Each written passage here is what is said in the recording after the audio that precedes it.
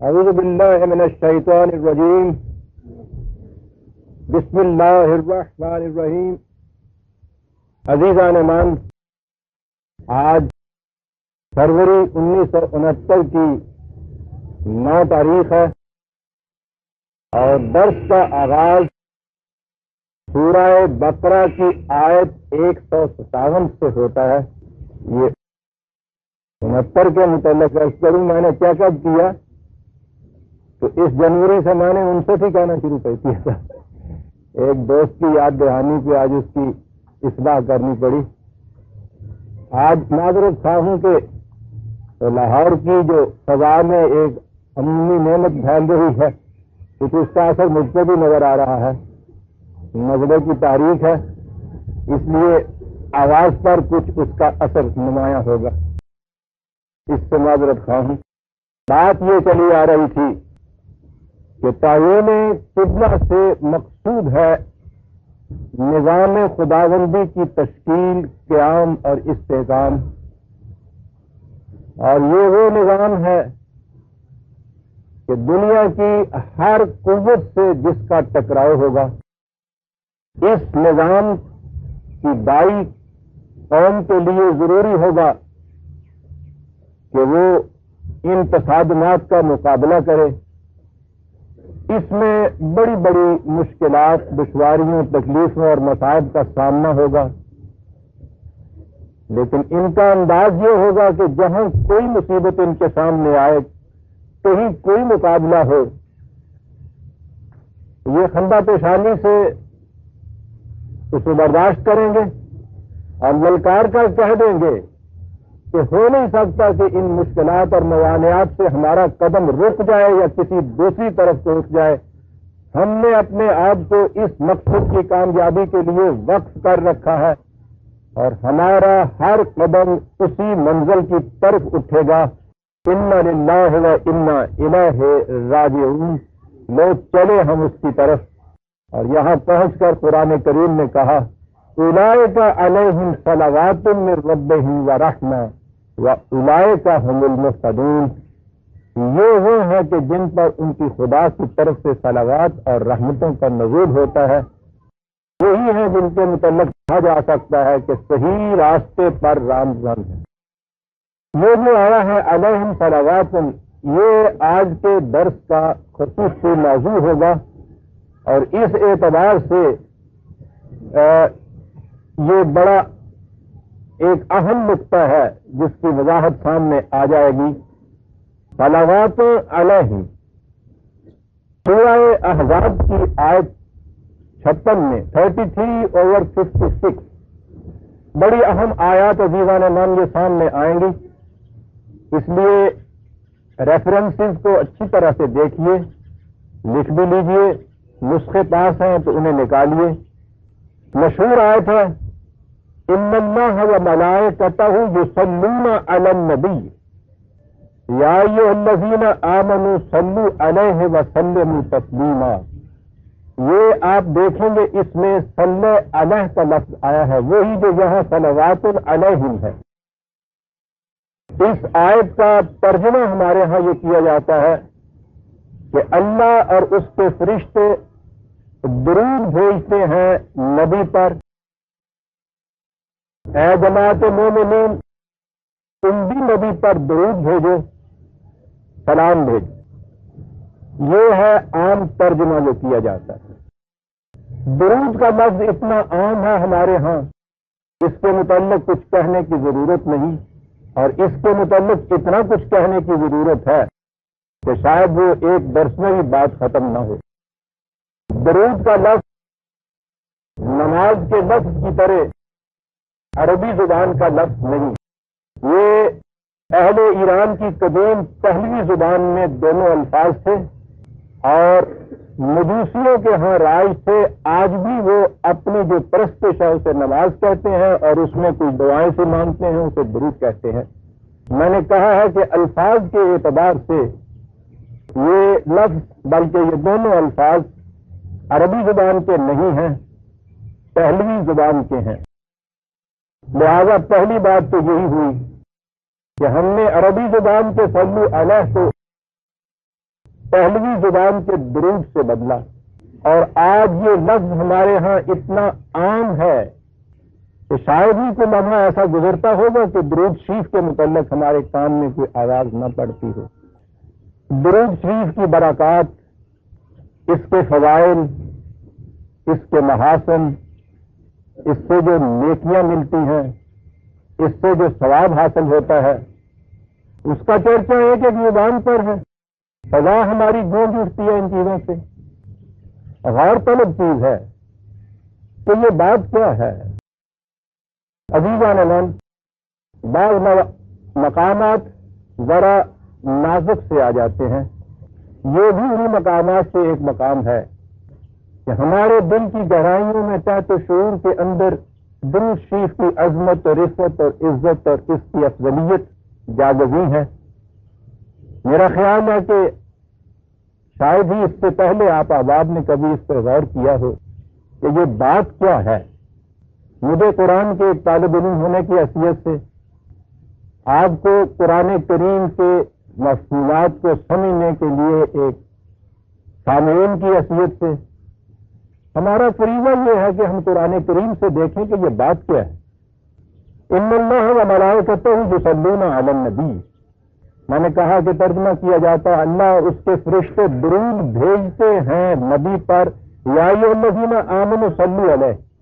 اس کے بعد یہ حکم دیا جا رہا ہے مومنوں سے کہ صلو علیہ، ترجمہ کیا جاتا ہے تم بھی درود بھیجو۔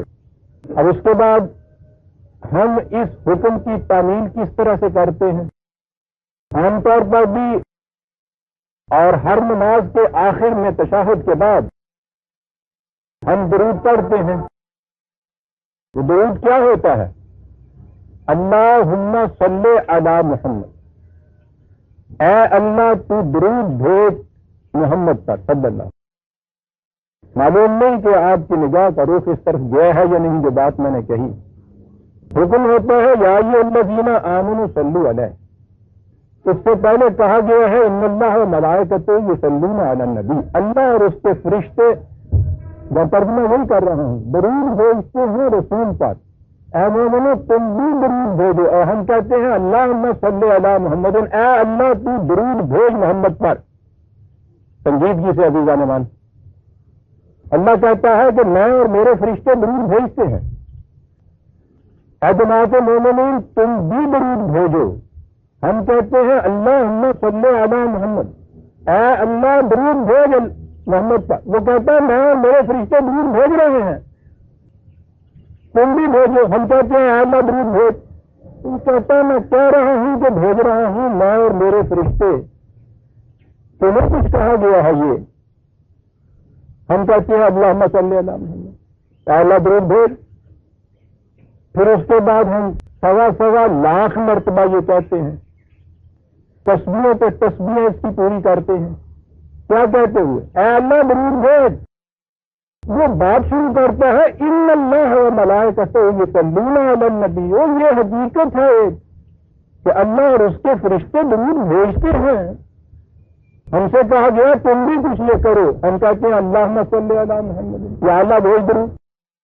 غور طلب ہے برادران عزیز کی کہ ہم یہ کرتے کیا ہیں؟ وہ خود کہہ رہا ہے کہ میں اور میرے فرشتے یہ کچھ کرتے ہیں، تم بھی کچھ کرو، ہم کہتے ہیں اللہم صلی علی محمد۔ پہلے ہی مقام پہ آپ نے دیکھا عزیزان من کہ جب کوئی چیز اس طرح کی جائے تو اس پہ غور کبھی نہ کیا جائے، تو غور کرنے کے بعد کس طرح سے کھٹک کر آ جاتا ہے آدمی۔ تو یہ بات کیا ہوئی؟ یہی ہے وہ درود شریف جس کی عظمت اور جس کی افضلیت اتنی ہمیں بتائی جاتی۔ اس سے اگلی چیز اور لیجیے، ہمیں تو اتنا ہی پتا ہے نا کہ یہ ہے قرآن کریم میں آیا ان اللہ و ملائکتہ یصلون علی النبی۔ یہی صورت اور چند آیات پہلے 33/45 33/56 میں کہا گیا تھا کہ اللہ اور فرشتے یہ کرتے ہیں۔ میں ترجمہ وہ بھی کیے جا رہا ہوں، درود بھیجتے ہیں نبی پر، اے جماعت مومنین تم بھی یہ کرو۔ ہمیں اتنا ہی معلوم ہے کہ خدا اور فرشتے درود بھیجتے ہیں نبی پر۔ قرآن میں ہے وَالَّذِي يُصَلِّي عَلَيْكُمْ وَمَلَائِكَتُهُ، خدا اور فرشتے، اس کے فرشتے اے جماعت مومنین تم پر بھی درود بھیج، یعنی یہ صرف نبی اکرم صلی اللہ علیہ وسلم کے متعلق نہیں ہے، یہاں تو پوری جماعت مومنین کے متعلق ہے۔ والذی یصلی علیکم وملائکتہ، اللہ اور اس کے فرشتے تم پر بھی درود بھیجتے ہیں، وہی ترجمہ ہے۔ لیکن یہاں ایک اضافہ ہے، اور وہ اضافہ نہیں بلکہ اس نے تشریح کر دی کہ یہ بات کیا ہے، اللہ اور اس کے فرشتے کیا کرتے ہیں۔ عزیزان من اگر درود بھیجتے ہیں اور اس کا مفہوم وہی ہے جو ہم کرتے ہیں، درود بھیجتے ہیں، اس کے تو معنی ہوئے کہ وہ بھی تسبیح لے کے بیٹھے ہوئے ہیں اور یہ کچھ جو الفاظ ہم دہراتے ہیں اللہم صلی علی محمد، اور وہی کچھ وہ کرتے رہتے ہوں گے، بات نہیں جستی ہوئی۔ اس نے بتایا کہ یہ چیز جو کرتے ہیں، اب میں بتاؤں گا کہ یہ کیا بات ہے۔ اب درود کا لفظ ذہن سے نکال دیجیے گا، اب قرآن کے الفاظ لائیے گا اور قرآن کے الفاظ کا مفہوم عربی زبان کے روح سے خود قرآن کریم سے متعین کیجیے گا، بات صاف ہو جائے گی۔ لیکن پہلے اس نے یہ بتایا کہ جو کچھ خدا اور اس کے فرشتے کرتے ہیں، اس کا نتیجہ کیا ہوتا ہے، وہ کیوں یہ کچھ کرتے ہیں۔ جو کچھ کرتے ہیں میں بعد میں عرض کروں گا کہ یہ ہے کیا بات، لیکن جو کچھ کرتے ہیں اس کے متعلق یہی کہہ دیا کہ وہ کیوں کرتے ہیں، ایسا مقصد اس سے کیا ہے۔ جو کچھ وہ کرتے ہیں لِيُخْرِجَكُم مِّنَ الظُّلُمَاتِ إِلَى النُّورِ، تاکہ تمہیں تاریکیوں سے روشنی کی طرف لے جائے۔ یہ کوئی ایسی بات ہے کہ خدا اور اس کے ملائکہ یہ کرتے ہیں مومنین کے ساتھ تاکہ جماعت مومنین کو تاریکیوں سے روشنی کی طرف لے جائے۔ بڑی جامع اصطلاح ہے قرآن کی، تاریکیوں سے روشنی کی طرف لے جانا، اور سب سے بڑی نعمت کبریٰ ہے صاحب کہ کوئی شخص یا کوئی جماعت، کوئی قوم زندگی کی تاریکیوں سے نکل کر روشنی کی وادیوں میں جا پہنچے۔ قرآن کریم نے تاریکی کو جہاں کہا ہے تاریکیاں کہا ہے، جمع کا سیغہ ہے ظلمات، روشنی جہاں بھی کہا ہے واحد کے سیغے میں کہی ہے الی النور۔ غلط اعتقادات، توہم پرستیاں، غلط معتقدات، نظریات و خیالات، غلط اور باطل نظام، یہ سب تاریکیاں ہیں اور متعدد قسم کی ہو سکتی ہیں، مختلف قسم کی تاریکیاں ہو سکتی ہیں۔ جیسے کہ میں کہا کرتا ہوں کہ غلط جواب سینکڑوں ہو سکتے ہیں، صحیح جواب ایک ہی ہوتا ہے۔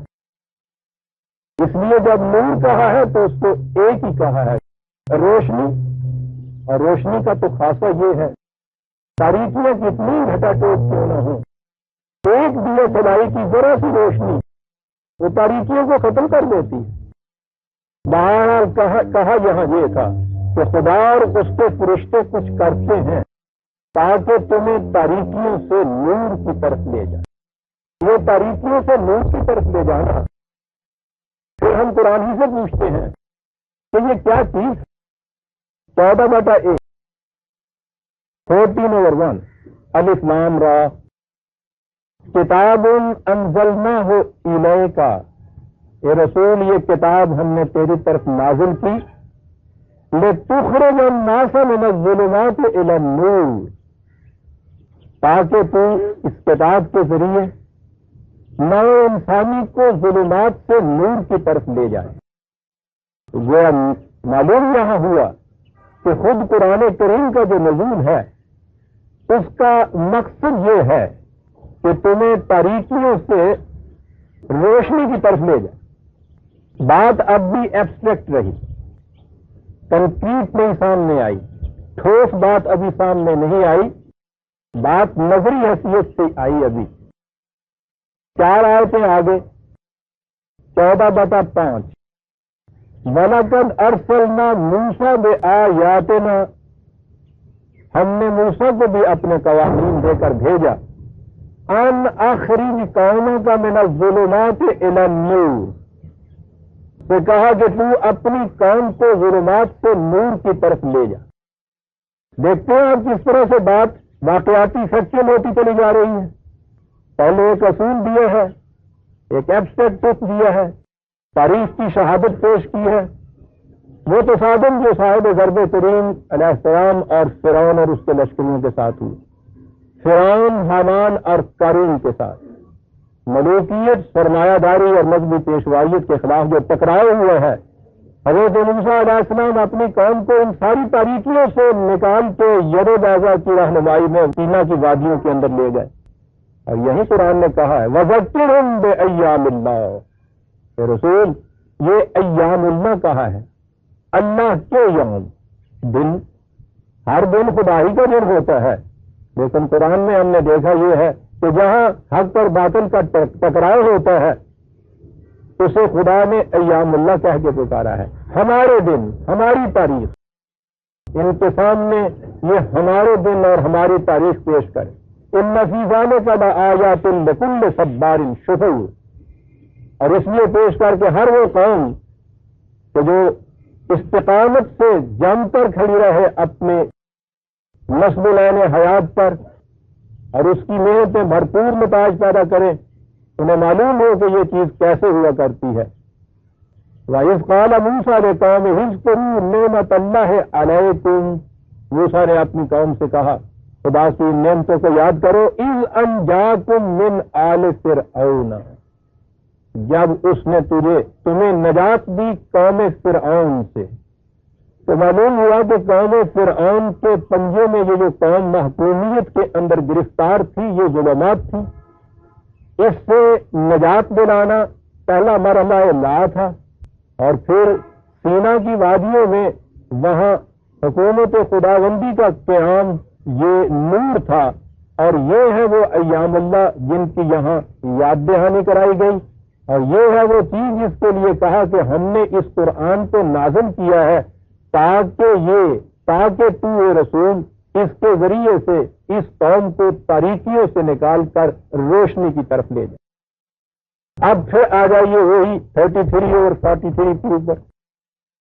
وَالَّذِي يُصَلِّي عَلَيْكُمْ وَمَلَائِكَتُهُ لِيُخْرِجَكُم مِّنَ الظُّلُمَاتِ إِلَى النُّورِ، خدا اور اس کے ملائکہ کچھ کرتے ہیں، ذرا آگے چل کے معنی متعین ہو جائیں گے.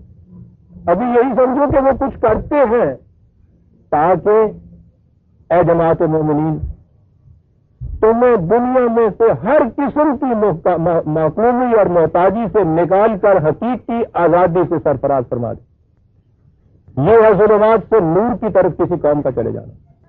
ذہنی تاریکیاں، نظریات، تخیلات، اعتقادات، تصورات کی، عملی تاریکیاں، طاغوتی قوتوں کی معقومی، انسانوں کی محتاجی، اور ان سب سے نکال کر روشنی کی طرف لے جانا. دل اور دماغ میں صحیح تصورات اور نظریات زندگی کے قائم کر دینا، اور عملی طور پر یہ کیفیت کہ خدا کے قوانین کے سامنے کسی اور کے سامنے جھکنے کے قابل نہ رہنے دینا. جماعت مومنین، خدا اور اس کے فرشتے کچھ کرتے ہیں، اس کے ملائکہ کچھ کرتے ہیں تاکہ تمہیں یہ کیفیت نصیب ہو جائے. عزیزان ایمان، یہیں سے دیکھا ہم نے خدا اور فرشتوں کے تسبیح کرنے کا یہاں کوئی ذکر نہیں ہو سکتا. یہ تو کچھ کرنے کی بات ہے. اور اس کے ساتھ ہی جب ہم نے دیکھا کہ نبی اکرم صلی اللہ علیہ وسلم کے متعلق بھی یہی کہا گیا تھا کہ ان اللہ وملائکتہ یصلون علی النبی، اللہ اور اس کے فرشتے یہ کچھ کرتے ہیں. اور حکم دیا گیا جماعت مومنین سے کہ یا ایھا الذین آمنوا صلوا علیہ، اے جماعت مومنین تم بھی یہ کچھ کرو. تو کچھ کرنے کی بات ہے یہاں، یہ کچھ کرو تاکہ تم ظلمات سے نور کی طرف نکل جاؤ، تاکہ تم ان معقولیتوں اور محتاجیوں، باطل کے اعتقاد اور نظریات اور آئیڈیالوجی سے نکل کر صحیح روشنی کی طرف آ جاؤ. خدا اور اس کے فرشتے کچھ کرتے ہیں، جماعت مومنین تم بھی وہی کچھ کرو تاکہ یہ کیفیت پیدا ہو جائے تمہاری. نبی اکرم صلی اللہ علیہ وسلم نے اور اس جماعت مومنین نے جن کو یہ حکم دیا گیا تھا یہ کچھ کیسے کیا تھا؟ قرآن کریم کے صفحات اس پہ شاہد ہیں، تاریخ کے اوراق اس پر گواہ ہیں. مسلسل جد و جہد، پہم جہاد کی زندگی، چھوٹے بڑے، اگر یہ مارکوں کے بڑے بڑے مارکوں کے علاوہ چھوٹی چھوٹی مہمات کو بھی گنائیں تو کم از کم 82 لڑائیاں آ جاتی ہیں مدنی زندگی کے 5-7 سال کے اندر. اور ٹکراؤ جب لیا گیا ہے تو کیسر و کسرا سے بھی ٹکراؤ لیا گیا ہے تاکہ ظلمات سے نور کی طرف یہ آ جائے قوم. مسلسل جہاد کی ایک زندگی تھی اور یہ وہ تھی جہاد کی زندگی جس میں قرآن کریم نے بتایا کہ ملائکہ کی مدد، خدا ملائکہ کی مدد سے کیا کیا کرتا ہے. 8/12 8/12 از 12 از یو ہی ربو کا الی الملائکۃ انی معکم. جب خدا نے ملائکہ کو حکم دیا کہ میں تمہارے ساتھ ہوں، حکم دیا کہ تم یہ کرو، کہا کہ میں بھی تمہارے ساتھ ہوں یہ کچھ کرنے کے لیے. کیا کرو؟ فثبت الذین آمنوا. یہ جو میدان جنگ میں جماعت مومنین آ کے کھڑی ہو گئی ہے، ان میں استقامت پیدا کرو. یہ جم کے کھڑے ہو جائیں، تصویر پیدا کرو ان کی. ملائکہ کو حکم دیا جاتا ہے اور خدا کہتا ہے کہ میں بھی تمہارے ساتھ یہ کچھ کروں گا، تم بھی یہ کچھ کرو. فثبت الذین آمنوا. یہ جو مجاہدین میدان جنگ میں نکل رہے ہیں، ان کے پاؤں میں استقامت ان کے قدموں کے اندر پیدا. یہ تو میں دوسرے مقام پہ کبھی عرض کروں گا کہ یہ ملائکہ یوں کیا کیا کرتے ہیں جس کا نتیجہ یہ ہوتا ہے. میں اس وقت صرف یہ عرض کرنا چاہتا ہوں کہ یہ جو کچھ کہا گیا ہے کہ اللہ اور اس کے فرشتے یہ کرتے ہیں، وہ کیا بات تھی جو وہ کرتے تھے. میدان جنگ میں جماعت مومنین مقابلے کے لیے نکلی ہوئی ہے. کہا یہ جاتا ہے کہ ایسا کچھ کرو کہ ان کے پاؤں میں استقامت آئے. فَأُلْقِي فِي قُلُوبِ الَّذِينَ كَفَرُوا الرُّعْبَ. تم دیکھو گے کہ اس کے بعد یہ جو مخالف میں جماعتیں آئی ہیں، ان کے دلوں کے اندر میں رعب ان کا پیدا کر دوں گا. ڈر پیدا ہو جائے گا اس قوم کے مقابل کا. اگرچہ تعداد کے اعتبار سے یہ بہت کم ہے، سامان حرب و ضرب کی بھی بڑی کمی ہے، لیکن تقویت پیدا کرو ان کے قلوب میں، استقامت پیدا کرو ان کے پاؤں میں. اور میدان جنگ میں جس جماعت کو یہ چیز حاصل ہو جاتی ہے، یقیناً اس پر روب جاری ہو جاتا ہے مخالفین کے اندر، خواہ وہ تعداد کے اعتبار سے کتنے ہی زیادہ اور سامان حرب و ضرب کے اعتبار سے بھی کتنے ہی ان سے آگے کیوں نہ ہو. کہا کہ ان کے دلوں کے اندر ان کا روب پیدا ہو جائے گا. یہ وہ چیز ہے جسے ملائکہ کا درود پڑھنا میں وہ لفظ لا رہا ہوں. خدا اور اس کے فرشتے میدان جنگ میں مومنین نکلے ہوئے ہیں اور وہاں یہ چیز پیدا ہو رہی. دوسری جگہ آپ کو معلوم ہے قرآن کریم نے یہ کہا، میں حوالہ ابھی سامنے آتا تو عرض کروں گا، ان الذین قالوا ربنا اللہ ثم استقاموا تتنزل علیہم الملائکہ. کہ وہ لوگ جو اعلان کرتے ہیں اپنے اس یقین کہ ہمارا رب اللہ ہے اور پھر اس پر جم کر کھڑے ہو جاتے ہیں، ان پر ملائکہ کا نزول ہوتا ہے. نزول ملائکہ ہوتا ہے ان لوگوں کے اوپر کہ جو ایک محکم یقین کے ساتھ انتظاماً اس قسم کے جہاد کی زندگی بسر کرتے ہیں، ان پر ملائکہ کا نزول ہوتا ہے. قرآن نے بتایا. اب اس مقام پہ ہمارے سامنے یہ لفظ آ گیا صلی علی. عربی زبان کی روح سے اس کے صلی کے بعد جب یہ علی آتا ہے تو اس کے معنی ہوتے ہیں پروان چڑھانا، نشو و نما دینا، کامیاب بنانا، حوصلہ افزائی کرنا، تعظیم کرنا، اپریسیشن کرنا، تحسین کرنا، شاباش دینا، کامیاب بنانا. میں سمجھتا ہوں کہ لفظ کا صحیح معنی سامنے اگر آ جائے تو کتنی مشکلات حل ہو جاتی ہیں. یہ حق کی آئیڈیالوجی پر مبنی ایک نظام ہے جس کی تشکیل و قیام و استحکام کے لیے یہ جماعت میدان میں آئی ہے. قوانین خداوندی کی مطابقت میں یہ سب کچھ قدم اٹھا رہی ہے. لہذا صحیح قانون کی اطاعت سے اطاعت سے جو فوائد حاصل ہوتے ہیں وہ سب ان کو حاصل ہوں گے، اور اس کے ساتھ یہ کائناتی قوتیں بھی ان کے ہم رکاب ہوں گی. نفسیاتی قوتیں ان کے قلوب کے اندر ایک تبدیلی پیدا کریں گی. خدا کی کائناتی قوتیں ان کے ساتھ ہوں گی. یہ اس کے قانون کے مطابق قدم اٹھا رہے ہیں، لہذا اس قانون کی ساری تقویتیں، برکتیں اور قوتیں ان کے ساتھ ہوں گی. اور اس طرح سے ان کا یہ مشن پروان چڑھے گا. یہ لفظ آ گئے ہمارے سامنے صلی علیہ، کامیاب ہوگا. ان کی نشو و نما ہوگی، اور جب یہ کچھ بڑھتے ہوئے آگے چلیں گے تو خدا اور اس کے فرشتے تحسین و آفرین کے پھول برسائیں گے ان کے۔ یہ عام زبان کے اعتبار سے کی چیز آگی، اپروبیشن، اپریسیشن، حوصلہ افزائی کرنا۔ وہی چیز جو میں کہہ رہا تھا پچھلی دفعہ کہ جب یہ مسائل و مشکلات کا ہجوم سامنے آتا ہے، مردانہ وار آگے بڑھتے ہیں اور وہ کہہ دیتے ہیں کہ تمہاری اس قسم کی تخویف اور ترہیب سے یہ جنون عشق کے انداز رک جائیں گے کیا؟ ہمارا قدم آگے بڑھے گا۔ اور یہ کچھ کرنے والے جو ہیں ان کے متعلق یہ کہا گیا تھا کہ اللہ کے جو فرشتے کرنے اور سجنے ہو جائیں، کیا جانے ہو تسی آفرین تو ادا کمال کر بخاندے ہے جی جناب، خوش رکھے تو یہ ہے جس کو عربی زبان میں یہ کہا جاتا ہے۔ اور یہ چیز جس کے ساتھ ہوتی ہے، جسے آپ کہتے ہیں نا مورل سپورٹ، وہ کیا ہوتی ہے؟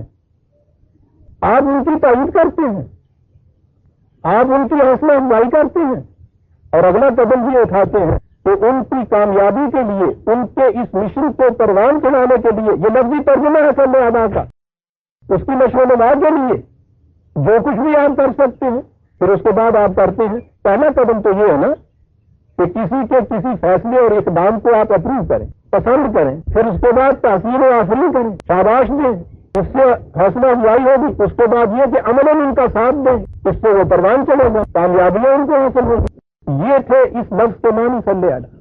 خدا جو کچھ کرتا ہے اس کے متعلق تو میں نے عرض کیا کہ وہ ایک ایبسٹریکٹ کی چیز ہے، بعد میں عرض کروں گا۔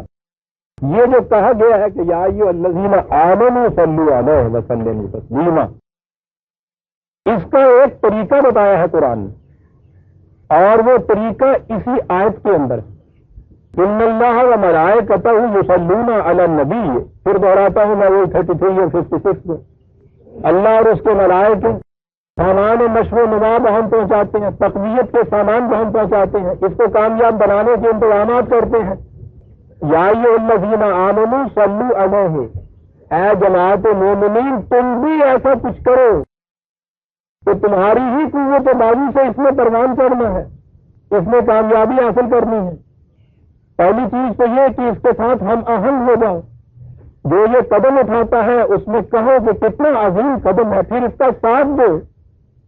اور اگلے لفظ برادران عزیز جنہوں نے بات بتا دی کہ تم کرو کیا، وَسَلِّمُوا تَسْلِيمًا، ہمارے ہاں تو یہ ہے نا درود و سلام بھیجو، سلموا تسلیم، صلو علیہ کے معنی کر دیے درود بھیجو، سلموا تسلیما کے معنی کر دیے سلام بھیجو۔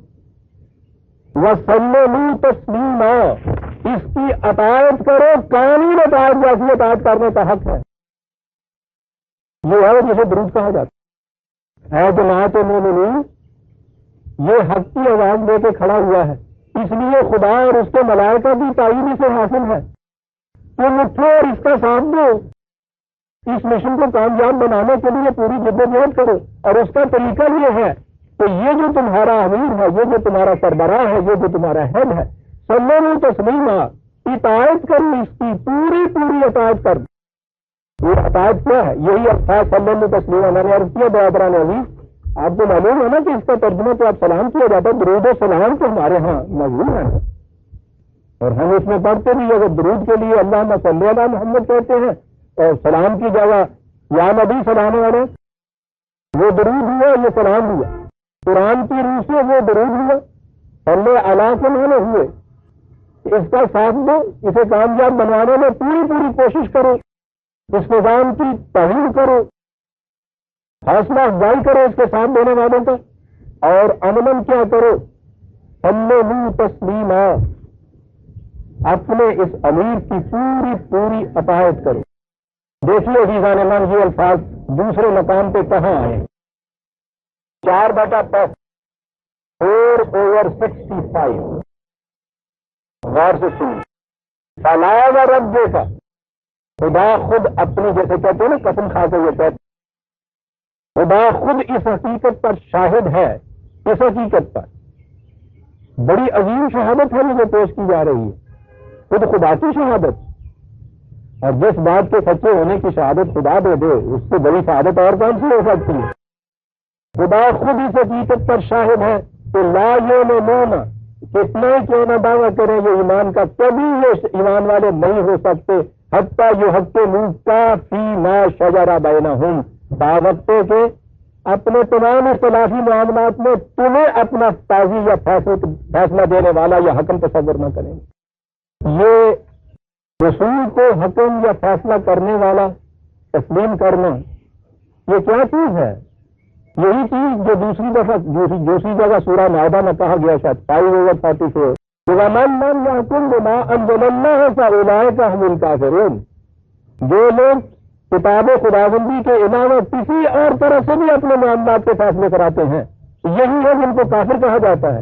یہی وہ چیز ہے رسول کی طرف آنے سے کہ فیصلے اب خود نہیں لے جاتے۔ اس میں اسلام انفرادی چیز نہیں ہے کہ میں اپنے طور پہ فیصلے لے لوں، آپ اپنے طور پہ فیصلہ لیں۔ ایک نظام کی تشکیل ہے، اس نظام کے اندر جو آپ نے اپنا امیر و سربراہ چنا ہے، اور اس کا پہلا سربراہ یا امیر خدا کی طرف سے خدا کا رسول تھا، اپنے اختلافی معاملات کو اس کی طرف لے جاؤ تاکہ وہ قرآن کریم کے مطابق اس میں فیصلہ دے دے۔ اور کہا کہ تیرا رب اس پر شاہد ہے کہ کوئی شخص مومن نہیں ہو سکتا، کہا تھا نا اولئک هم الکافرون، تو یہی کافر ہے۔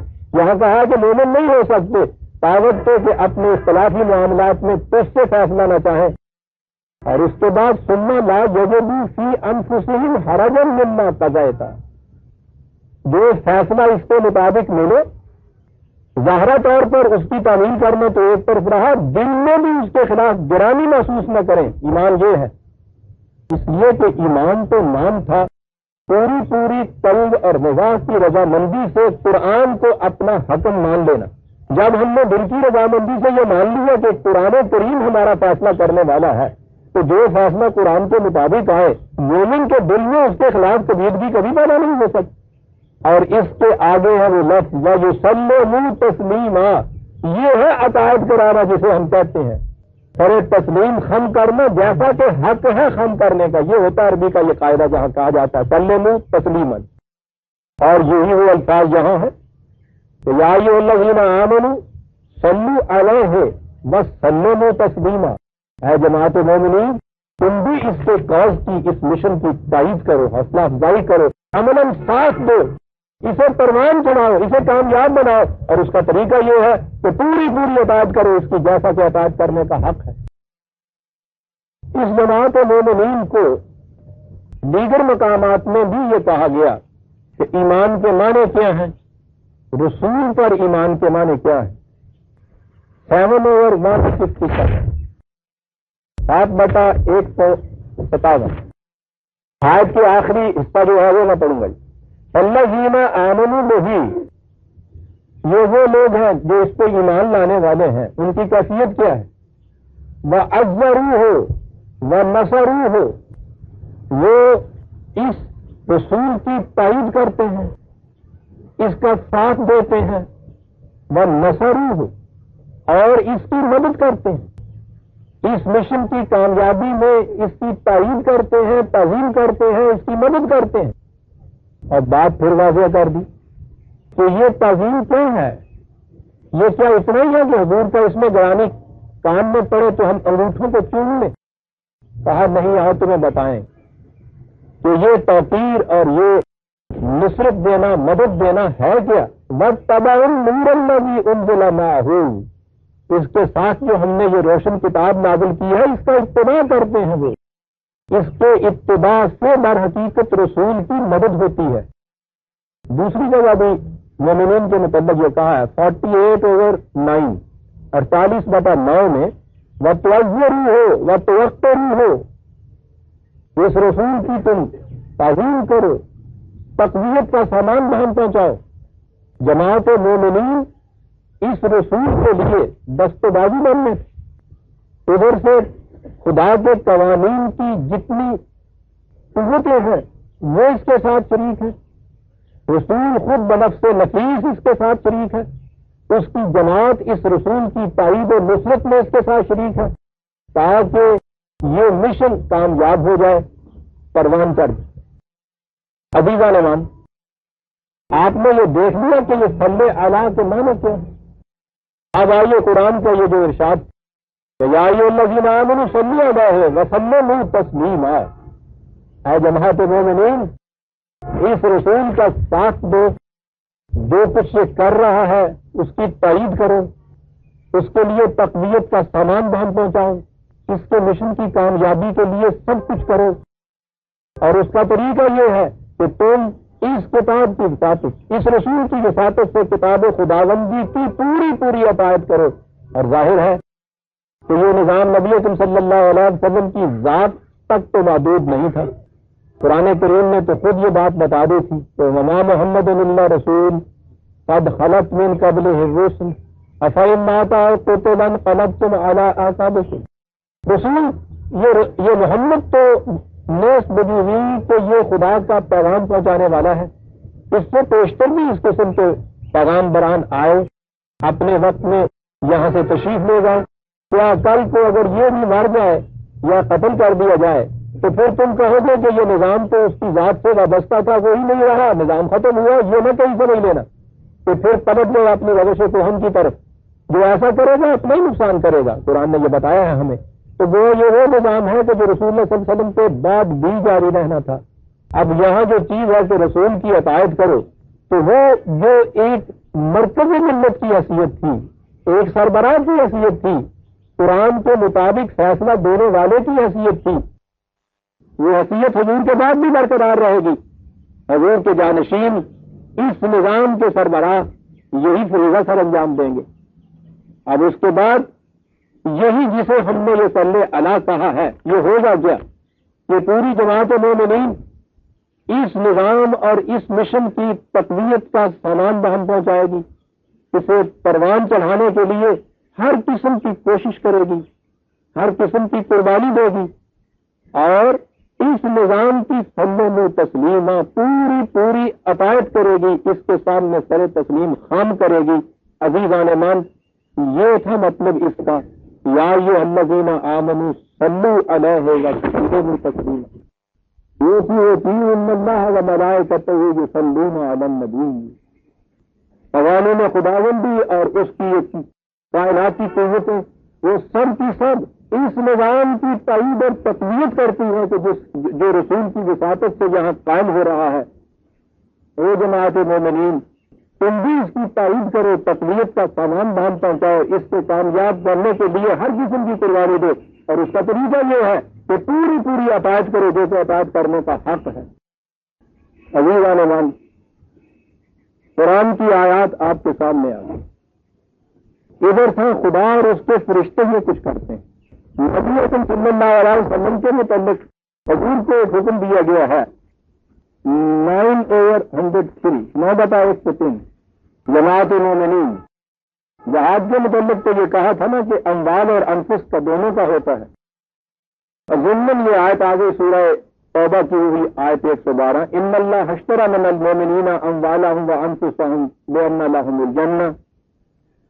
آج کل جو بڑا چرچا ہو رہا ہے کہ صاحب قرآن کریم یا اسلام پرائیویٹ پراپرٹی جو ہے اس کی اجازت دیتا ہے، تسلیم کرتا ہے اس کو، اس لیے کوئی ایسا نظام جس میں پرائیویٹ پراپرٹی نہ رہے، ذاتی ملکیت نہ کسی کی رہے، وہ اسلامی ہو نہیں سکتا۔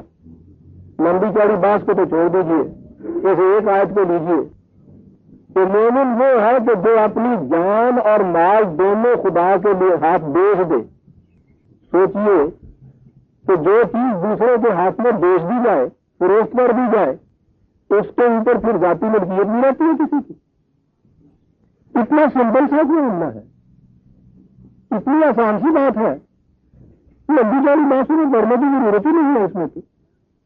مومن کا ہوتا وہ ہے جو پہلے دن میں اقرار کرتا ہے ان ذاتی ملکیت پرائیویٹ پراپرٹی کا، تو یہاں تو جان کے اوپر بھی انسان کی ملکیت ہاتھ نہیں ہے، اس میں تو وہ بھی بیچی ہوئی ہوتی ہے، اور مال کا بھی یہاں لفظ موجود ہے ساتھ اس بیچی ہوئی چیز جب تک ضرورت نہ پڑے اس وقت تک ایز ٹرسٹ کسی کے پاس رہ سکتی ہے، امانت کے طور پر خرید کے وہ لے گیا ہے اور اس نے کہا ہے کہ ابھی رہنے دو، میں آگے سے ہوا ہوں، پھر آتے ہوئے لے جاؤں گا، اتنے میں رکھو تم اپنے پاس، اور تم کہو کہ یہ میری ذاتی ملکیت ہے۔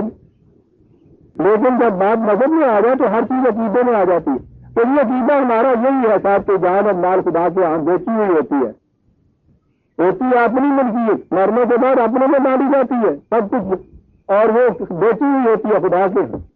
دین یہ نہیں ہے، دین تو ایک عملی پروگرام کا نام ہے۔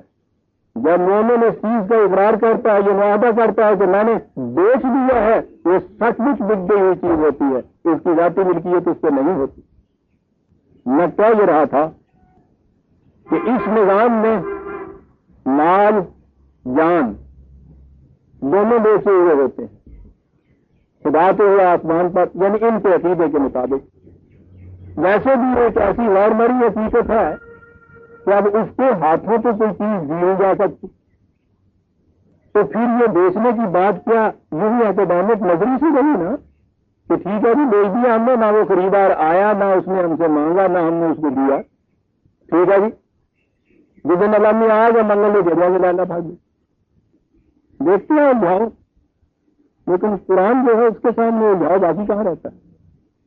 سورہ فتح میں دیکھیے جہاں وہ بیع کا ذکر ہے، ان الذین یبایعون اللہ یداللہ فوق ایدیہم، یہ جو بیع کرتے ہیں، اب بیع کا لفظ تو آپ کو معلوم ہے نا، یہ جو بیع کرتے ہیں خدا کے پاس اپنی جان و مال، اس کا عملی طریقہ یہ ہے کہ تیرے پاس بیع کریں، اور یہ جو سودا پکا ہوتا ہے وہ ہاتھ پہ ہاتھ رکھ یوں کرتے ہیں نا سودا پکا، یہ جو تو سودا پکا کر رہا ہے ان سے کہہ دے کہ یہ میرا ہاتھ نہیں ہے خدا کا ہاتھ ہے۔ دیکھا عملاً کیسے لکھتی ہے یہ چیزیں۔ وہ جو نمائندہ ہوتا ہے نظام حکومت خداوندی کا، یہ عملاً اس کے ساتھ یہ چیز ہوتی، اور اسی لیے نبی اکرم صلی اللہ علیہ وسلم سے یہاں کہا گیا، یہ 103 آیت جو میں نے کہا تھا وہ سامنے آ گئی ہمارے، کہا ہے کہ خذ من اموالہم صدقۃ، یہ اپنے اس معاہدے کی صداقت کے ثبوت میں جو مال لائے وہ لے ان سے وصول کر، خود کبھی یہ قرات اور یہ چیزیں انفرادی ہیں، دیا کہے گا یہ سب کچھ حکومت کو حق حاصل نہیں ہے، میں حکومت خداوندی کہوں گا نظام اسلامی، جب بھی میں حکومت کہوں گا قرآن کی روح سے، تو وہاں ہے خود بھی میں ان صدقۃ، وصول کر ان سے، انہوں نے بیچا ہوا ہے، انہوں نے بڑا چاہتے لگ جائیں گے، خود میں ان صدقۃ، وصول کر ان سے۔ لیکن ایک وصول کرنا جو ہے وہ تو دھاندلی کا ہوتا ہے، اس کا کچھ فائدہ نہیں ہوتا۔ کہا تو تطہرہم، ان سے وصول کر تاکہ یہ دنیا بھر کی خباثتوں سے پاک و صاف ہو جائے۔ اس طرح سے وتزکیہم، ان کی نشو و نما کا سامان بہن پہنچا، یعنی وہ جو خود لیتا ہے نا وہ اپنی ذات کے لیے نہیں لیتا، وہ انہیں سامان نشو و نما بہن پہنچانے کے لیے لیتا ہے۔ تزکیہم، یہی مادہ ہے زکوٰۃ کا برادران عزیز۔ آپ کو معلوم ہے کہ قرآن کریم نے حکومت خداوندی یا اسلامی مملکت سے کہا ہے کہ یہ زکوٰۃ دیتی ہے، کیا معنی ہے زکوٰۃ کی؟ سامان نشو و نما، اس کا فریضہ یہ ہے کہ یہ انسانیت کو سامان نشو و نما بہم پہنچائے۔ سورہ حج کی یہ آیت ریفرنس میں دے ہی دوں اچھا ہوتا ہے، 22/41 22 اور 41 بڑی اہم آیت۔ اللہ دینا ان مکناہم فی الارض، یہ وہ لوگ ہیں کہ انہیں جب مملکت حاصل ہوگی، تمکن حاصل ہوگا، اسٹیبلش کریں گے اپنے آپ کو، یہ اپنی حکومت کو، تو کریں گے کیا؟ اقام الصلاۃ، نظام صلاۃ قائم کریں گے، اور اگلا ہے وآتوا الزکاۃ، اور یہ زکوٰۃ دیں گے۔ تو ظاہر میں نظر آتا ہے کہ کیا بات کیا ہوئی؟ زیادہ سے زیادہ ہمارے ہاں جو یہ بڑا ماڈرن خیالات والے ہیں وہ یہ کہتے ہیں کہ حکومت زکوٰۃ کو وصول کرے گی، اور پھر اس کے بعد یہ ہوتا ہے کہ اس کا حساب کتاب بھی الگ رکھے گی، یعنی اسلامی حکومت کے باقی جو محاصل ہیں وہ تو ہوں گے سیکولر، اور یہ ہوگا مذہبی، تو کہتے ہیں زکوٰۃ وصول کرے گی، الگ حساب رکھے گی، اور پھر جس طرح ہم کہیں گے اس کے مطابق ہمارے اوپر فرق پڑے گی۔ یہاں یہ ہے وآتوا الزکاۃ، جب ان کی حکومت قائم ہوگی تو یہ زکوٰۃ دیں گے۔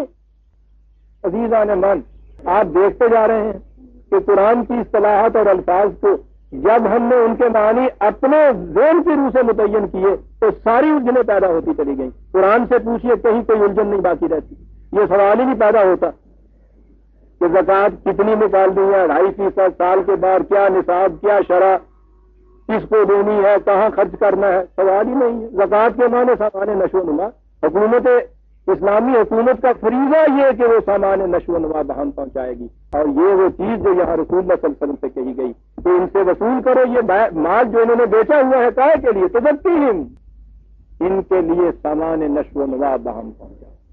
اور آگے ہے وہ لفظ وصلی علیہم، وہی لفظ صلی علیہ کا آگے خدا کہہ رہا ہے کہ والذی یصلی علیکم و ملائکۃ، خدا اور اس کے ملائکہ صلی علیکم، میں جماعت مومنین تمہارے اوپر یہ صلاۃ والی بات کرتے ہیں، رسول سے حکم ہے صلی علیہم، جماعت مومنین کو حکم ہے کہ تم رسول کے ساتھ یہ کچھ کرو۔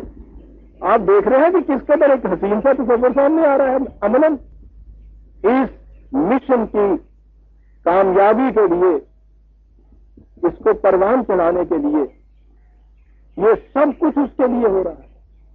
خدا اور اس کے ملائکہ کی تائید رسول خود یہ کرتا ہے، یہ اپنا مال و جان لا کے حاضر کرتے ہیں تو وہ اس لیے کہ وہ صلی علیہم، اور پھر جو اس کے معنی تھے نا تحسین و تبریک، اپریسیشن، یہ بھی بڑی چیز ہے عزیزان من۔ یہ ٹھیک ہے وہ دور ہی کھڑا کیوں نہ ہو، وہاں سے اگر ملکار کی کہہ دے کہ شاباش ہو جنیا کھڑا رہی تو کلا نہیں آئے گا، بڑی چیز ہوتی۔ بس صلی علیہم آگے ہے ان صلاۃ کا سکن لہم، تیری یہ جو اپریشیٹڈ چیز ہوگی یہ ان کے لیے بڑی بڑی تسکین ہوگی، قلب کا اضطراب رفع ہو کے اس کی جگہ ایک سکینت حاصل ہو جائے گی۔ اب صلی اللہ کے ساتھ جو الفاظ تھے آپ کے سامنے آگے برادران، خدا اور اس کے ملائکہ یہ کرتے ہیں، رسول سے کہا گیا کہ تم جماعت مومنین کے ساتھ یہ کرو، جماعت مومنین سے کہا کہ تم اس رسول کے ساتھ یہ کرو، اور اس کے بعد کہا کہ سلموا تسلیما۔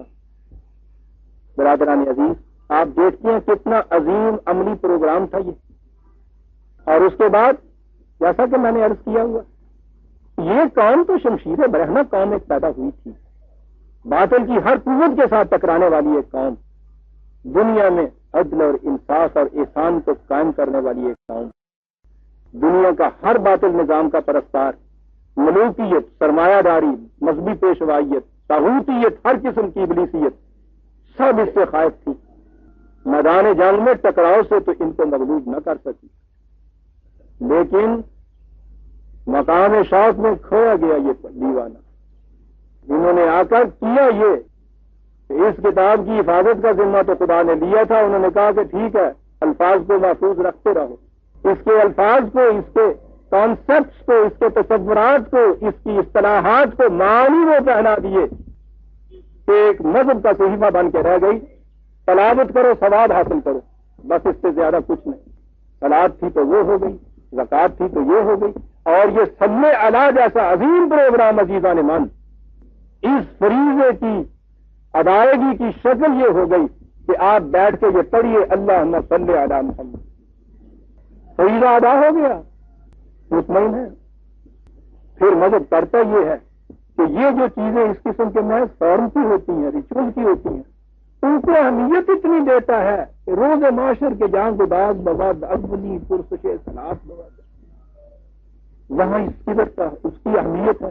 ادھر درود شریف کی اہمیت اتنی زیادہ جاگزی کی ہوئی ہے صاحب کہ آپ دیکھیے دل کی گہرائیوں کے اندر یہ پیوست ہے، یہ چیز جو ہے درود شریف کے فضائل، درود کا پڑھنا، وہ پڑھنے تک آ گیا، اور پڑھایا بھی جنہوں نے یہ، آپ اس کی شکل دیکھیے جو میں نے شروع میں عرض کیا تھا، پھر دوہرا دوں کہ ان اللہ و ملائکتہ یصلون، اللہ اور اس کے ملائکہ یہ کرتے ہیں، اے جماعت مومنین تم بھی یہ کرو، اور جماعت مومنین جیسا میں نے کہا تھا کہہ جا رہی ہے اللہم صلی علی محمد، تو ہی کہا تیرے فرشتے کر دے رہے ہیں، سانو ویل پئی ہوئی ہے جی پئی بولنے ہیں تیرے ورگے، اللہ اکبر۔ پھر یہ چیز کہ ایک بار کہنے سے تو شاید نہ سنا ہو، پوری تسبیح سے کہی جائے اے اللہ درود کی جائے، لاکھ لاکھ دانے کی تسبیح عزیزاں نے مانی، ورد اس کے ہوتے ہیں، وظیفے اس کے ہوتے ہیں، کیا بات تھی، کیا بن کے رہ گئی۔ پھر اس کی برکات، مچھلی پکڑی حضرت صاحب نے وہ اس کو آ کے آگ کے اوپر بھونتے تھے تو وہ چلی نہیں جاتی تھی، زندہ کی زندہ ہی تھی صاحب۔ سمجھ میں نہ آئی بات کہ یہ کیا ہو رہا ہے، نکالا غور سے دیکھا، اس کے پروں میں لکھا ہوا تھا اللہم صلی اللہ علیہ وسلم۔ تو سوچو پھر آگے واحد کہتا ہے کہ مچھی نے اگ نہیں چھون دی جو تو درود بھی کیا ہوئے، تو جس مسلمان کے سینے کے اندر درود ہوئے انہیں جہنم دی آگ چھو جائے گی۔ چل بھائی، یعنی جہاں کی آگ میں وہ انگلی دے تو اسی وقت بنا دے، تو تصویر بنا رہے گی تو درود پہن دیں گے، مچھی نے آگ نے نہیں ہوئے۔ برادران عزیز، بڑی گہری سوچ کی باتیں ہیں کہ ہمارے ساتھ ہوا کیا ہے۔ اتنے عظیم پروگرام جو تھے اس کی کیفیت یہ ہوئی کہ بجھی عشق کی آگ اندھیر ہے، مسلمان نہیں راکھ کا ڈھیر ہے، اور اس آگ کو راکھ کے ڈھیر میں تبدیل کرنے کے لیے ساری سازشیں ہوئی ہیں۔ آپ کے ساتھ معاف رکھیے گا جو جی میں آئے کسی کا تو کہتا پھر قرآن میرے سامنے ہے، قرآن ہاتھ میں ہو تو پھر لگی لگتی نہیں رکھی جا سکتی، سب سے بڑی خدا کی لعنت اس کے اوپر ہوتی ہے۔ میں اپنی طرف سے ایک لفظ نہیں کبھی کہا کرتا۔ قرآن کریم عربی زبان میں نازل ہوا ہے، عربی زبان کے آپ کے یہاں مستند لغت موجود ہے، آپ جا کے خود دیکھیے، امام راغب کا ایک لغت لے لیجیے مفردات کا، دیکھیے کہ صلی اللہ کے ساتھ جب اللہ آتا ہے تو دیکھیے اس میں کیا معنی لکھے ہوئے ہیں، پھر دیکھیے قرآن کی ان آیات کو کہ جہاں جہاں یہ لفظ آیا ہے وہاں اس کے معنی کیا ہے۔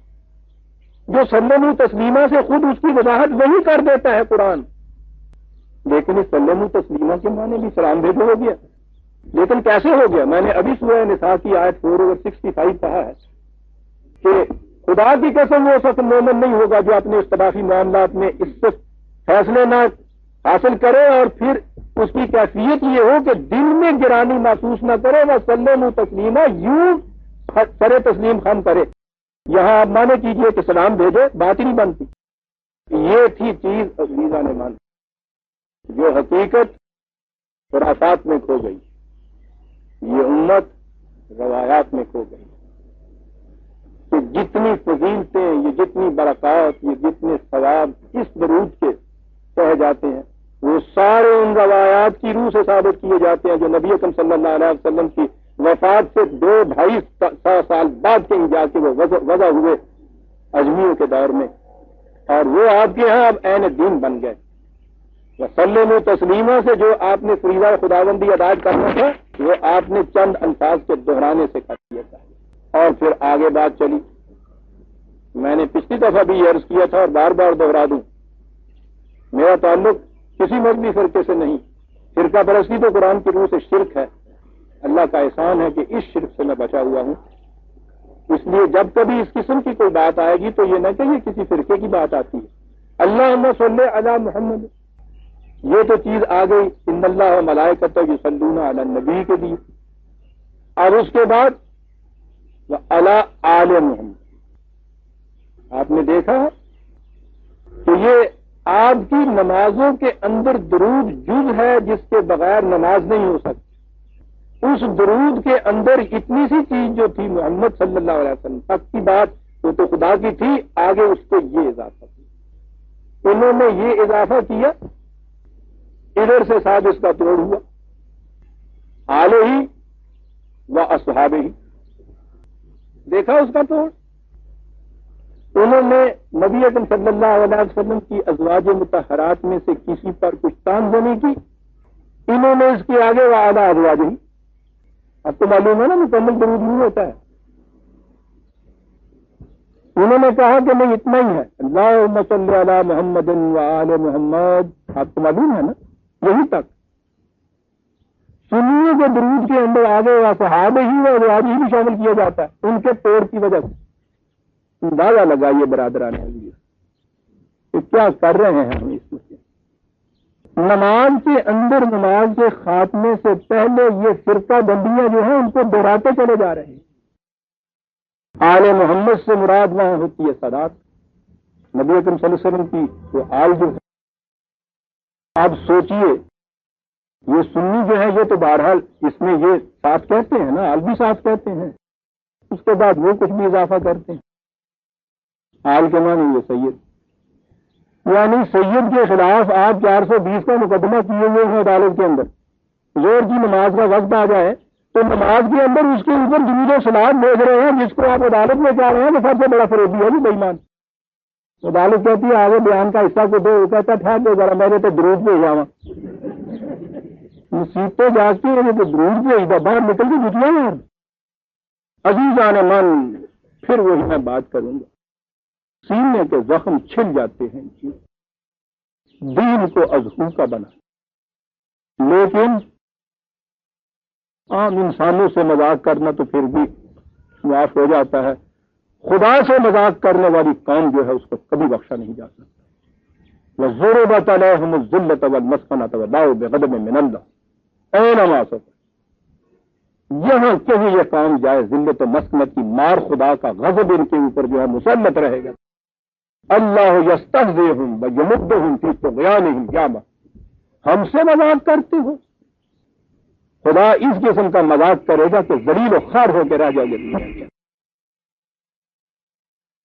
محکومیت اور محتاجیوں کی ظلمات کے اندر اس قدر اندھے ہو کے تم چلتے چلے جاؤ گے کہ روشنی کی کرن تک تمہارے سامنے آئے گی۔ خدا سے مذاق کرتے ہو، اس کے دین سے مذاق کرتے ہو۔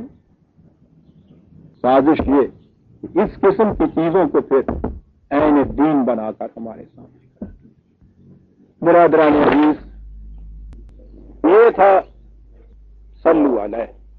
اب آئیے لائیے پھر وہ آیات سامنے 2/155 پہلے جہاں سے بات شروع ہوئی تھی، بلکہ اس سے بھی پہلے یا ایھا الذین آمنوا استعینوا بالصبر والصلاۃ ولا تقولوا لمن یقتل فی سبیل اللہ اموات۔ دیکھ رہے ہیں آپ، ان مجاہدین کا تذکرہ ہو رہا ہے جن پہ خدا اور اس کے فرشتے صلاۃ بھیج رہے ہیں، جنہیں حکم ہو رہا ہے کہ تم بھی نبی کے ساتھ صلاۃ میں شامل ہو، جنہیں کہا جا رہا ہے کہ سر تسلیم خم کر دو اس نظام کی تقویت کے لیے، ان کا ذکر ہو رہا ہے۔ تو اس راہ کے اندر یہ صلاۃ بھیجتے ہوئے جو اس طرح سے سر دے دیں، ان کو یہ نہ کہو کہ یہ مردہ ہیں، مردہ تو تم ہو کم وقت۔ اور ان کی کیفیت یہ ہے کہ وَلَنَبْلُوَنَّكُمْ بِشَيْءٍ مِّنَ الْخَوْفِ وَالْجُوعِ وَنَقْصٍ مِّنَ الْأَمْوَالِ وَالْأَنفُسِ وَالثَّمَرَاتِ، قدم قدم پر ان کے ساتھ تصادمات ہوں گے، مشکلات، نوائب اور مصائب کا سامنا کرنا پڑے گا، جانیں دینی پڑیں گی، مال خرچ کرنا ہوگا، ضیاع ہوگا اس کے اندر ثمرات کا، نفوس کا، یہ سب چیزیں ہوں گی۔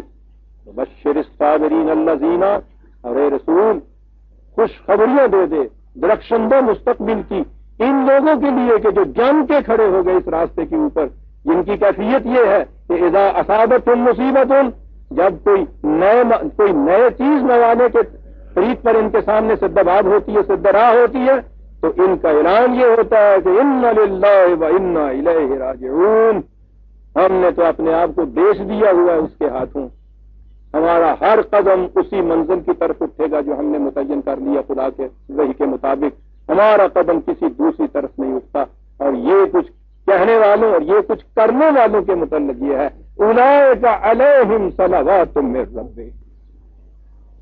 اس صلوات کے اب معنی نہیں کیے جا سکتے عزیزان ایمان، میں جو کہا کرتا ہوں کہ قرآن کا ترجمہ نہیں ہو سکتا، مفہوم سمجھا جا سکتا، خدا اور اس کے ملائکہ کی کائناتی قوتوں کی تائید و نصرت ان کے شامل حال ہے، وہ ان کو ان کے اس مشن کو پروان چڑھانے کامیاب بنانے کے لیے ہر قسم کے سامان ان کے لیے مہیا کرے گا۔ وَرَحْمَةٌ، وہی سامان نشو و نما دیکھیے رحمت کی حیثیت سے آ گیا، کہا کہ تم دعائیں مانگتے تھے اهدنا الصراط المستقیم وَأُولَئِكَ هُمُ الْمُهْتَدُونَ، یہ ہیں لوگ جو صراط مستقیم پہ سیدھے چل رہے ہیں، ان کے اتباع کی دعائیں مانگتے تھے نا، یہ کچھ تم کرو۔ اور ہم نے اسی نماز کے آخر میں جس میں پہلے یہ دعا مانگی تھی، اسی نماز کے آخر میں ہم نے اللہم صلی علی محمد وآل محمد سے کیا کہ سمجھ لیا کہ یہ فریضہ جو تھا صلاۃ علیہ کا، وہ تو ہم نے پورا کر دیا۔ نتائج ہمارے سامنے۔ عزیزان من، میرا خیال ہے کہ بات واضح ہو گئی ہوگی، اگرچہ ایک پورا درس اس نے لے لیا لیکن بڑا اہم مقام تھا، اور یہ کچھ کہنے کے بعد قرآن پھر آگے وہی چلتا ہے، وہی جو حج کے متعلق، وہی جو تمام دنیا کہ الجھے ہوئے معاملات سنوارنے کے متعلق جو اجتماع ہو رہا تھا اس میں آتا ہے، پھر اس کی ذرا سی جزیات میں بھی آتا ہے۔ ایک بات اگلی آیت میں یہ آ گئی ہے تو میں عرض کر دوں کہ اس میں کہا توہم پرستیوں سے کوئی راستہ نہیں یاد رکھا۔ جب یہ دین عرب میں نہیں تھا، کعبہ تو موجود تھا، وہ قومی حیثیت تھے، اس کی کچھ پرستش کیا کرتے تھے، کچھ رسومات ادا کرتے تھے، کچھ توہمات تھے۔ یہ صفا اور مروہ کی پہاڑیاں چھوٹی چھوٹی جو ہیں، ان کے متعلق یہ ذہن میں تھا کہ یہ مقدس پہاڑیاں بن گئی ہیں، ان کے اندر نہیں چلنا چاہیے، جانا نہیں چاہیے، بہت مقدس ہیں۔ اور اس کے لیے آپ کو معلوم ہے کہ وہ ایک روایت جو تھی وضع کی ہوئی نہیں، تورات سے لی ہوئی، کہ حضرت ابراہیم علیہ السلام اپنے شیر خوار بچے کو اور اپنی بیوی کو دوسری بیوی کے جلاتے کے کہنے کے مطابق، اندازہ لگائیے ابراہیم علیہ السلام کا ذکر ہو رہا ہے آپ کی روایات میں، یہ چیز اس بیوی کو اور اتنے شیر خوار بچے کو لا کر یہاں وادی غیر ذی زرع میں، کہ جہاں کوئی آبادی تو ایک طرف رہی، کوئی کسی نباتات کا بھی نام و نشان نہیں تھا، گھاس کا تن کا بھی نہیں تھا، یہ کچھ تھا، وہاں لا کے اور ان کو چھوڑ دیا یہاں تنہا، اور آپ چلے گئے۔ اور یہ بیچاری مامتا کی ماری ماں حضرت عائشہ جب بچے کو پیاس لگی ہے تو وہ ڈھونڈتی پھر رہی ہے، پانی نہیں کہیں ملتا، بھاگے بھاگے جاتی ہے، وہ ایک ٹیلے پہ چڑھتی ہے کہ دور سے کہیں پانی نظر آئے تو وہاں سے پانی نہ ہو، جاتی ہے تو وہاں ڈر پیدا ہوتا ہے کہ بچے کو چھوڑ گئی ہوں پیچھے سے کہیں کوئی بھیڑیا ہی نہ اٹھا کے لے جائے، پھر بھاگتے ہوئے چلی آ رہی ہے اور بچے کو آ کے پھر دیکھتی ہے، پھر اس کا منہ چومتی ہے، پھر اس کو لٹاتی ہے، پھر بھاگتی ہوئی جاتی ہے۔ یعنی یہ آپ کے یہاں کی ایک روش ہے، یہ صفا و مروہ کے متعلق، اور اسی کے تابع ان لوگوں نے بھی سمجھ لیا کہ یہ بڑی مقدس پہاڑیاں ہو گئی، یہ وادیاں بڑی مقدس ہیں، ان میں چلنا پھرنا جو ہے بالکل نہیں چاہیے۔ مقدس مقامات میں یہ ہوتا ہے نا کہ وہاں پاؤں نہ کسی انسان کا پڑ جائے، بے حرمتی ہو جائے گی ان کی۔ ان الصفا والمروہ من شعائر اللہ، یہ پہاڑیاں جو ہے جیسا ہم نے تمہیں کہا تھا کہ اس قسم کی چیزیں کچھ سمبلز ہی ہیں، میں عرض کروں گا جب تاریخ میں آؤں گا تو پھر یہ سمبلز کیسے بنی ہیں۔ یہ مدافعت کا سامان بہن پہنچاتی تھی، اس کعبے کی ڈیفینس کا کام دیتی تھی یہ پہاڑیاں، اس کا ایک ذہنی احترام ایسا ہی تھا جیسے سن 65 میں آپ نے اس نہر کے متعلق اپنے ذہن میں بات قائم کی تھی۔ کہا یہ اتنی سی چیز ہے، اب اگر ہم یہ کہیں کہ صاحب اس نہر کے پانی میں ہاتھ نہیں ڈبونا چاہیے، ہمارے ہاتھ جو ہوتے ہیں گندے ہیں، یہ پاکیزہ اور مقدس نہر کا پانی بھی نہیں پینا چاہیے، اس میں نہانا بھی نہیں چاہیے، اس کے گرد بیٹھ کے رام جپنا چاہیے، صاحب تمام پرستی آ گئی۔ یہ شاعر اللہ ہے۔ فمن حج البیت او اعتمرا، جو آئے اس کانفرنس کے اندر، سالانہ ہو یا ایمرجنسی میٹنگز ہو، یاد رکھیے حج اور عمرہ کے یہ معنی ہیں۔ حج تو وہ ہے جو متعین طور پر معلوم ہے کہ سال کے بعد یہ اجتماع ہوگا، اور اگر ہنگامی اجتماعات کی ضرورت ہے تو فوراً بلائیے مختلف اپنے اقوام کے امتوں کے نمائندوں کو، فوری ہنگامی اجلاس جو اسے عمرہ کہتے ہیں۔ کہا کہ جو اس کے لیے یہاں آئے فلا جناح علیہ ان یطوف بہما، تو اس میں کوئی بات مضائقی اور گناہ کی نہیں ہے کہ ان کے اندر وہ چلے پھرے آ کر، یہ کوئی مقدس چیز بن گئی ہے۔ اور اب آپ کو معلوم ہے جو حج کر رہے ہیں ان کے پتہ ہے سعی بین الصفا والمروہ، وہ جو بھاگتے ہیں ان دونوں کے اندر چکر لگا لگا کے، اور جو معذور ہوتے ہیں سنا ان کے اوپر یہ ویل چیئر جو ہے ان کو بٹھا کے ان کو وہاں سے چلاتے ہیں، 7 پھیرے وہاں کرنے ہوتے۔ یہ بات نہیں، اس میں تمام پرستی کی بات نہیں ہے، یہ چیزیں فی ذات ہی کچھ مقدس نہیں ہو جاتی، شاعر کا کام دیتی ہیں۔ وہاں پھر وہی بات جو پہلے میں نے عرض کیا تھا قرآن لے آتا ہے، تو یاد رکھو یہ چیزیں صرف سمبل کی حیثیت، ومن تطوع خیرا فإن اللہ شاکر علیم۔ بات تو یہ ہے کہ تم دل کی رضامندی سے نو انسانی کی بھلائی کے لیے کیا کیا کام کرتے ہو، یہ ہے وہ چیز کہ جس کی وجہ سے شاکر، محنتوں کا پھل دینے والا، علیم جاننے والا، تم کس نیت سے کیا بات کرتے ہو۔ شاکر کا لفظ آپ دیکھتے ہیں یہاں کہاں آیا ہے، محنتوں کا پھل دینے والا، بھرپور نتائج دینے والا۔ یہ بھی کوئی ایسی بات ہے جس میں کچھ محنت کی جا رہی ہے، اس کے بھرپور نتائج بھی سامنے آئیں گے۔ یہ اگلی چیز کا یہ دیوان مان۔ آج وقت میں اگر 2-3 منٹ باقی ہیں، بہت اہم ہے۔ ان الذین یکتمون ما انزلنا من البینات والہدی من بعد ما بیناہ للناس فی الکتاب اولئک یلعنهم اللہ ویلعنهم اللائنون۔ کہا یہ اس طرح سے وضاحت سے ہم نے بیان کر دیا مقام ابراہیمی کیا تھا، قبلے سے مقصد کیا تھا، حج سے مقصود کیا تھا، مطلوب کیا تھا، یہ ساری چیزیں ہم نے کتاب میں بیان کر دی۔ عزیزان من، غور طلب چیز جو یہ کام قرآن کیا گیا یہاں، تو یاد رکھو بعد اس کے کہ ہم نے اس کتاب میں یہ سب کچھ واضح کر دیا، جو پردوں کے اندر اس کو چھپا کے رکھے، جو ان چیزوں کو کتمان کرے، ان کو چھپائے، ان کو باہر نہ آنے دے اور ان کو محض رسومات بنا کے دنیا کے سامنے پیش کرے، اس کے بعد ہمارا کیا جاتا ہے؟ معروم ہو جائے گا وہ ان تمام برکات سے جو ان کے اندر خدا نے رکھی تھی، اور وہیں سے معروم نہیں ہوگا، اس دنیا سے بھی جہاں جہاں ان کو یہ چیزیں ملیں گی، ان تمام ہر قسم کی آسائشوں اور سہولتوں سے اور درخشندگی اور تابندگیوں سے معروم ہو جائے گی یہ قوم، جو ان چیزوں کو جو خدا نے اپنی کتاب میں وضاحت سے بیان کر دی تھی ان کو چھپائے گا۔ آپ نے دیکھا کہ ان تمام چیزوں کی جو اصل اور حقیقت اور غایت اور روح ہے وہ چھپائی ہوئی ہے آپ کی نگاہوں سے، جو کتاب میں واضح طور پہ موجود ہے، روایات کے پردوں نے ان کو سب کچھ چھپا کے رکھا ہوا ہے۔ کہا یہ کیفیت ان کی حاجت ہے، لیکن اس میں ابدی مایوسی کی کوئی بات نہیں ہے، قرآن ہے۔ نظر یہاں سے آتا تھا کہ بس ختم ہوئی یہ قوم جس نے یہ کچھ کیا ہے، جس نے ان حقائقوں کو چھپایا ہوا ہے اور محض رسمیات لوگ اس کے رہ گئی، کہا نہیں، الا الذین تابوا واصلحوا، جو لوگ اپنی اس روش سے باز آ جائے پھر اپنی اصلاح کر لیں۔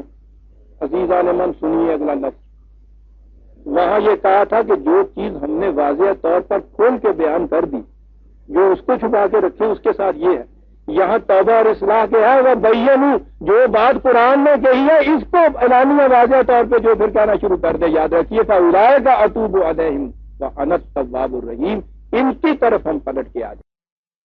بینوا، دیکھا چھپائی ہوئی باتوں کے متعلق وہ کہتا یہ ہے، توبہ یہ ہے کہ دین کو مذہب پہ بنا دیا ہے، مذہب کو پھر دین بناؤ، بتاؤ قرآن نے یہ کیا کیا چیزیں دی تھی، ان کی غایت و مقصود کیا بتایا تھا، یہ ہے توبہ، یہ ہے اصلاح، ایسا کر دو گے پھر ہم بھی پلٹ کے تمہاری طرف آ جائیں گے۔ اور جن کی طرف خدا پلٹ کے آ جائے آپ سوچتے ہیں پھر دنیا میں ان کا مقام کیا ہوتا ہے؟ ان الذین کفروا وماتوا، لیکن جو اسی حالت کفر کے اندر جیے، انہی حالت کفر کے اندر مر جائیں، وہم کفار اولئک علیہم لعنۃ اللہ والملائکۃ والناس اجمعین خالدین فیہا، پھر تو معرومیاں ہی معرومیاں، آپ کو پتہ ہے لعنت کے معنی معرومی ہوتی ہے، ہر قسم کی معرومیاں ان کے لیے ہیں۔ اور تو اور خدا کی طرف سے معرومی تو ایک طرف کہا جو بلندی کردار کی بنا پہ عام انسانوں کی طرف سے جو کچھ تمہیں مرحمت ہونے والا ہے اس سے بھی محروم رہ جائے گی وہ قوم کہ جو ان حقائق کو چھپا کے دین کو مذہب میں بدل دے گی، شاعر کو مقصود سمجھ لے گی، رسمیات کو مطلوب سمجھ لے گی، اس قوم کی کیفیت یہ ہوگی خدا کے انعامات سے معرومی، کائنات کے انعامات سے معرومی، دوسرے انسانوں کی امداد و تقویت سے معرومی، بھیک کے ٹکڑوں کے اوپر وہ قوم زندہ رہے گی دنیا کے اندر۔ خالدین فیہا لا یخفف عنہم العذاب ولا هم ینظرون، پھر انہیں نہ مہلت دی جائے گی نہ ان کی تباہی اور عذاب میں کسی قسم کی تخفیف کی جائے گی۔ یاد رکھو بچنے کا طریقہ ایک ہے، وَإِلَٰهُكُمْ إِلَٰهٌ وَاحِدٌ لَا إِلَٰهَ إِلَّا هُوَ الرَّحْمَٰنُ الرَّحِيمُ، اس ایک خدا کے اقتدار کے سامنے جھکو، اس کی اس کتاب سے معلوم کرو کہ اس نے یہ کیا کہا ہے، اس کے سوا کوئی اور الہ نہیں ہے، وہی رحمان و رحیم ہے۔ ہم سورہ بقرہ کی آیت 163 تک آگے برادران عزیز، 164 سے ہم آئندہ لیں گے۔ ربنا تقبل منا انک انت السمیع العلیم۔